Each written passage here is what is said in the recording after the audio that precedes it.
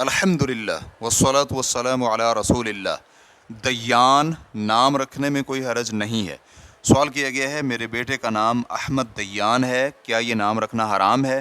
کیونکہ مجھے کسی نے بتلایا ہے کہ دیان اللہ سبحانہ و تعالیٰ کا نام ہے، لہٰذا یہ نام رکھنا جائز نہیں، اسے تبدیل کرنا ضروری ہے۔ امید ہے کہ آپ مفید جواب سے نوازیں گے۔ الجواب بعون اللہ سبحانہ و تعالیٰ، دیان یا احمد دیان نام رکھنے میں کوئی ممانعت نہیں ہے۔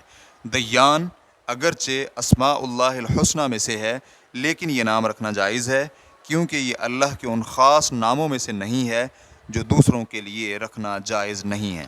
لیکن اس کا مطلب یہ بھی نہیں ہے کہ دونوں صورتوں میں اس کا معنی ایک ہی ہو، بلکہ خالق کے لیے اس کا وہ معنی ہوگا جو اس کے ساتھ خاص اور اس کے لائق ہے۔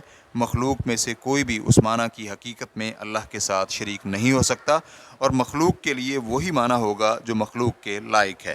واللہ تعالی اعلم۔